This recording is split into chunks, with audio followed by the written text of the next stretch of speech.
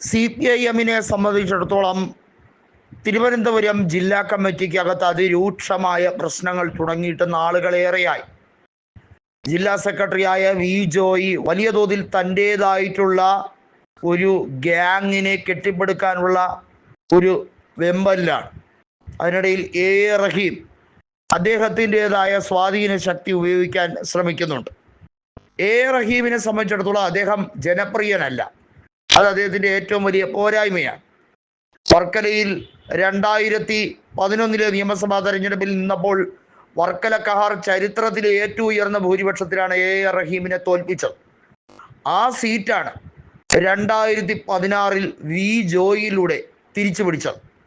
2016 തെരഞ്ഞെടുപ്പിൽ വർക്കല കഹാറിനെ 2500ഓളം വോട്ടുകൾക്ക് വി ജോയ് തോൽപ്പിക്കുകയും 2021 നിയമസഭാ തെരഞ്ഞെടുപ്പിൽ BRM ഷഫീറിലൂടെ വർക്കല മണ്ഡലം തിരിച്ചുപിടിക്കാം എന്ന് കോൺഗ്രസ് പ്രത്യാശ പ്രകടിപ്പിച്ചെങ്കിലും പിണറായി തരംഗത്തിൻ്റെ തുടർച്ച തന്നെയാണ് ഉണ്ടായത്.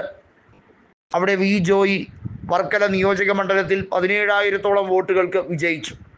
നമ്മൾ മനസ്സിലാക്കേണ്ട ഒരു കാര്യം, ഇത്തവണത്തെ ലോക്സഭാ തെരഞ്ഞെടുപ്പിൽ ആറ്റിങ്ങൽ ലോക്സഭാ മണ്ഡലം, അതിനകത്ത് വർക്കലയും ചിറയിൻകീഴും അതുപോലെ തന്നെ അരുവിക്കരയും കാട്ടാക്കടയും നെടുമങ്ങാടും വാമനപുരവും ആറ്റിങ്ങലും ഉൾപ്പെടുന്നതാണ്. ഇവിടെ കൃത്യമായ ഒരു ത്രികോണ പോരാട്ടമാണ് നടന്നത്. BJP സ്ഥാനാർത്ഥിയായ വി മുരളീധരൻ ആറ്റിങ്ങലും കാട്ടാക്കടയും ഒന്നാമതായാണ് ഫിനിഷ് ചെയ്തത്. CPIM-ന്റെ വോട്ടുകൾ അപ്പാടെ കുറഞ്ഞു. അടൂർ പ്രകാശ് 650ഓളം വോട്ടുകൾക്കാണ് ജയിച്ചതെങ്കിൽ പോലും വലിയ തോതിലുള്ള പ്രശ്നം രൂപപ്പെട്ടു വന്നു എന്നുള്ളതാണ് സത്യം.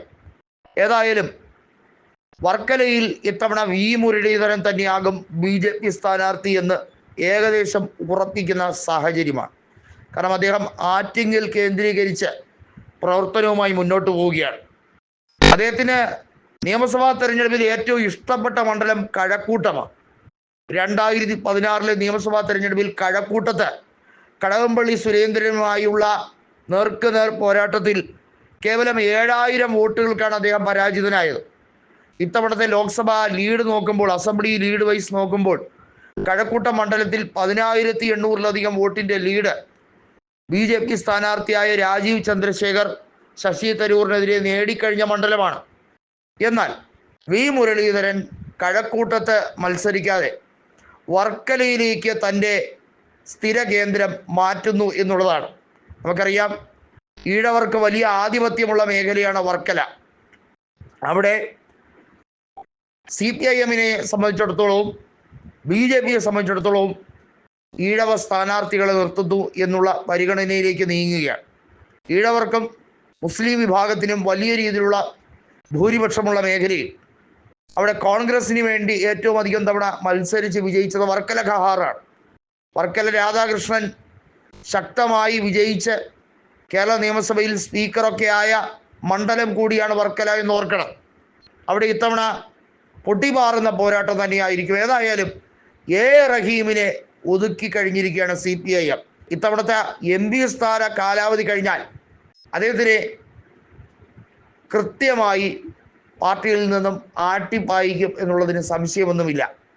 ഏതായാലും ജനപ്രിയത ഒട്ടും തന്നെ ഇല്ലാത്ത, ആളുകൾ ലുട്ടാപ്പി എന്ന് കളിയാക്കി വിളിക്കുന്ന, എപ്പോഴും കോൺഗ്രസ്സുകാർ ഏറിൽ കയറ്റുന്ന റഹീമിന് ഇനി എവിടെയെങ്കിലും നിന്ന് മത്സരിച്ച് വിജയിക്കാം എന്നുള്ളത് സ്വപ്നം മാത്രമാണ്.